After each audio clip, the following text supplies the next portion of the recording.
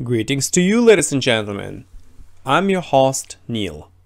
The topic of our debate is animal rights. We've got two enthusiastic and sharp-minded debaters, one of whom is John from the US and the other Tom from the UK. Let's give them a round of applause.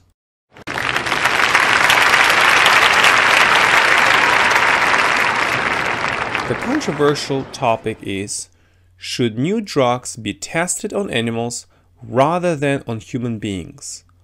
Over to you, John. I am of the opinion that human beings are the dominant species on Earth, as they have the power and technology to artificially breed animals for different purposes. One of them is for food. The other can be for conducting medical experiments which are designed for saving millions of people on Earth. For example, mice are used in the laboratory to test beauty products, antibiotics, as well as cancer therapy.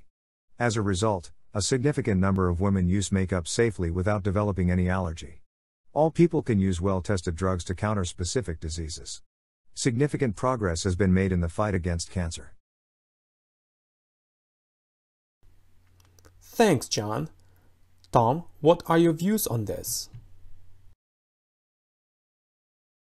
I entirely disagree with this viewpoint. Having seen several documentaries on animal experimentation, I can conclude that most of them suffer a great deal during such tests. For instance, the mice mentioned above can develop cancer themselves, as increasing amounts of drugs being used can be highly detrimental to their vital organs. Additionally, their eyes may become watery and their skin may react adversely when experimented upon. I don't feel that animals should suffer far more than human beings in the long run because of our treatment of them. That's interesting, Tom. John, anything else to add to what you've just said?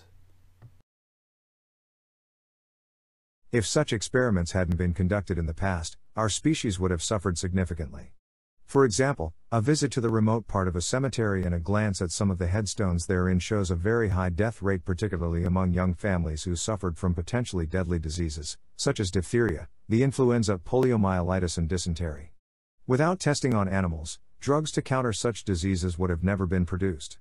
Therefore, I am convinced that scientists are doing their best to find the most effective vaccine for COVID-19, using animals in laboratories, as the death rate related to this disease has been rocketing.